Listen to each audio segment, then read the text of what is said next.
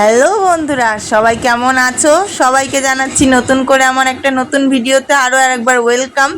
আমি পাপিয়া চলে আসলাম নতুন একটা ভিডিও নিয়ে তোমাদের সামনে, নতুন সকালে নতুনভাবে। সকালবেলায় বিছনা গুছানো থেকে আজকে ভিডিওটা স্টার্ট করলাম। বাবার ঘরের আমার ঘরের বিছনা গুছানো কমপ্লিট, ঘর দুয়ার গুছিয়ে ঝাঁট পোয়াচ দিয়ে বেরিয়ে পড়েছি উঠোনে। উঠোন এবার ঝাঁটাচ্ছি। উঠোনটা যতটা বড় আমাদের, পুরো উঠোনটা যদি ঝাঁটানো দেখাতে যাই তাহলে সকাল থেকে সন্ধ্যা হয়ে যাবে, আর পুরো ব্লগটা শুধু উঠোন ঝাঁটানোতেই তোমাদের দেখতে হবে। তো ওই কারণে একটুখানি ঝাঁটানো, ওইটুকুই তোমাদের সাথে যতটুকু পারলাম শেয়ার করলাম, পুরোটা তো আর দেখানো সম্ভব না। তো সেই কারণে চলো এবার উঠোন টুটনগুলো ঝাঁট দিয়ে নিয়ে তারপরে আমার আশিবাসি কাজ মোটামুটি বলতে পারো কমপ্লিট হয়ে যাবে। তো মোটামুটি কাজকর্ম সেরে নিয়ে বন্ধুরা ঢুকে পড়েছি ঘরে। মোটামুটি কাজ হচ্ছে, সব কাজ কিন্তু একদমই কমপ্লিট এখনও হয়নি। বাবা এত গরম লাগছে। জামা কাপড় কাচা হয়েছি, দেখো জামা কাপড় কেচে একেবারে দড়িতে পাটে পাটে মেলা কমপ্লিট। এখন 9টা 10 বেজে গেছে, মোটামুটি কাজ করতে করতে বেজে গেছে 9টা 10। আর এখানে মেয়ে বসেছি দুধ গরম গ্যাসে। তো আর এদিকে বালতি করে নিয়ে এসেছি জল। এই দেখো ঘর মুছবো, কখন যে কয়টার সময় ঘর মুছবো নিজেও জানি না। আজকে যেহেতু মেয়ের স্কুল ছুটি, কালকে পরীক্ষা শেষ হয়ে গেছে, আজকে যেহেতু মেয়ের স্কুল ছুটি, তো সেই কারণে কি এগুলো আমার মাথায়, সেই কারণে সমস্ত কাজ বাজ কমপ্লিট করে লাস্টে গিয়ে ভাত বসাবো।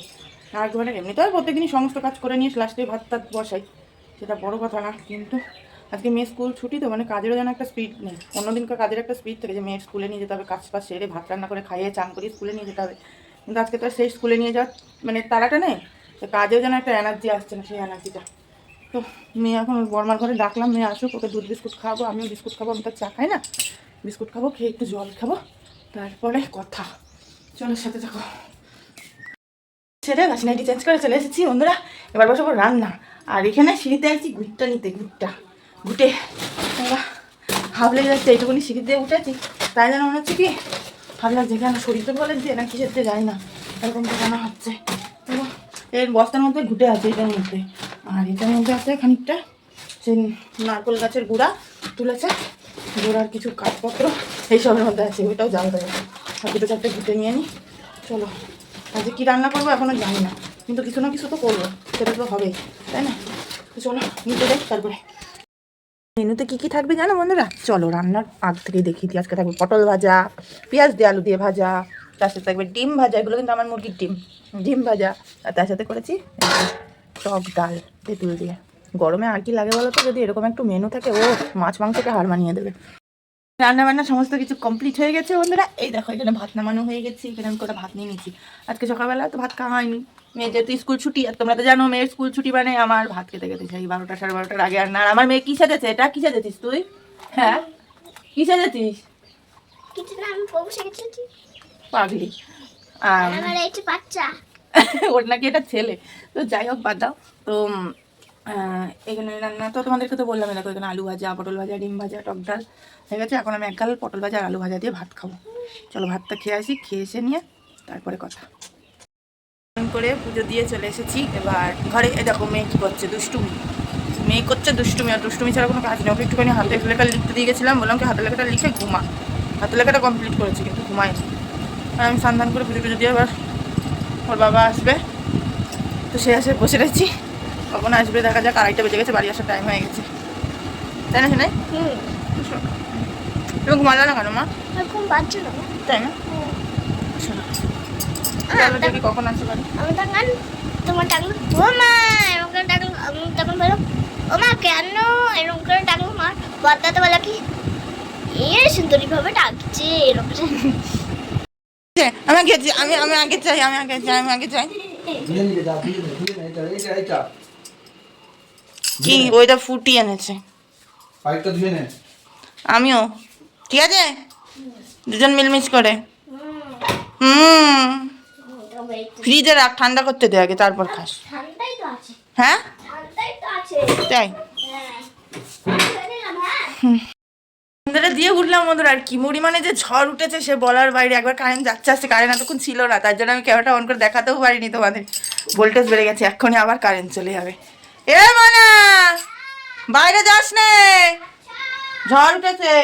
আমার মনার দিদিমণি ছুটি দিয়েও কেবল বেরিয়েছে, ও মানে হাফ রাস্তা গেছে কি জানি কি। হ্যাঁ তার দিয়ে আর কোথাও যাস না, সিঁড়িতেই বস।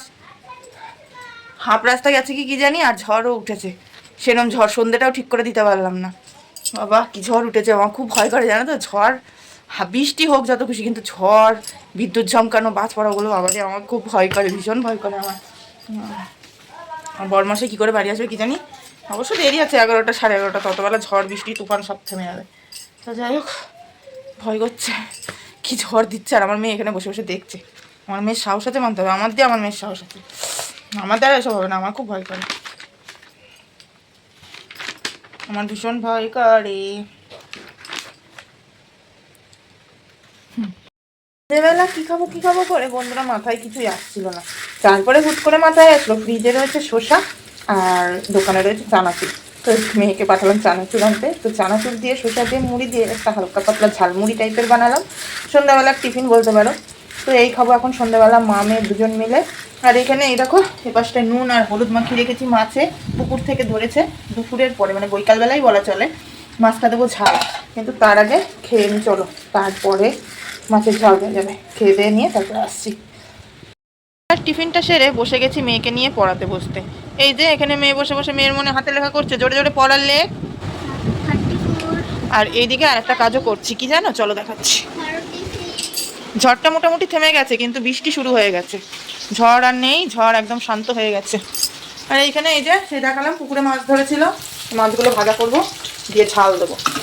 মোটামুটি ভাজা কমপ্লিট। এই কাজটা মাছটা উল্টে দেওয়ার চলা চলো। অনেকক্ষণ আগেই মাছটা যদি আমার ঝাল দেওয়া হয়ে যেত, ওই ঝড় বৃষ্টির জন্যে কারেন্ট যাচ্ছিলো বারবার, ওই কারণে আরও দেরি হয়ে গেল আরও বেশি। চলো মাছটা ঝাল দেবো, ভাজা হয়ে যাক এই পিসটা, তারপর ঝাল দিয়ে দেবো মাছটা।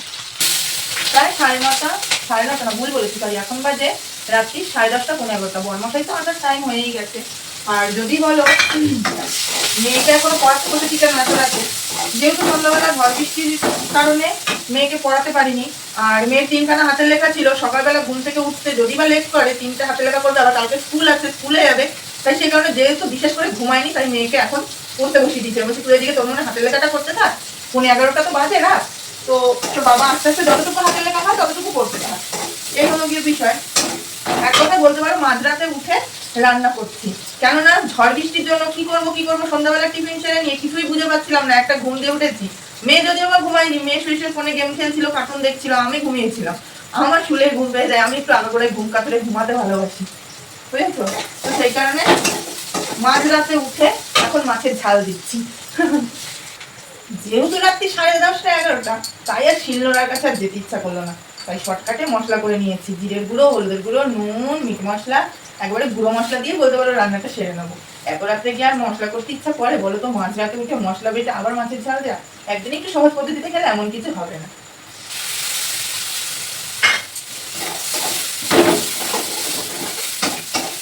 ভালো করে মশলাটা কষিয়ে দিয়ে আমার মাছটা দিয়ে দেবো। তো যাই হোক চলো, আমার মাছের ঝালটা হতে থাক, আসছি একটু পরে। ফাইনালি মাছ ঝালটাও শেষমেশ এই যে কমপ্লিট হয়ে এসছে, আর একটুখানি হালকা করে ঝোলটা টানিয়ে বন্ধ করে দেবো গ্যাসটা। তো চলো বন্ধুরা, আজকের মতন আমি এখানেই টাটা করে দিচ্ছি।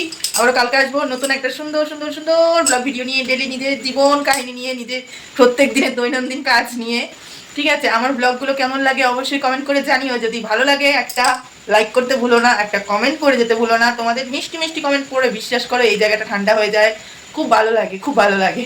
তো যাই হোক, তো চলো আজকের মতো tata, bye bye, good night. সবাই খুব ভালো থেকো, সুস্থ থেকো, সাবধানে থেকো, সদা সর্বদা হ্যাপি ডিভিশনের সাথে যুক্ত থেকো। আর আমি তোমাদের পাপিয়া দিদি, তোমাদের পাশে সবাই ছিলাম, আছি, থাকবো।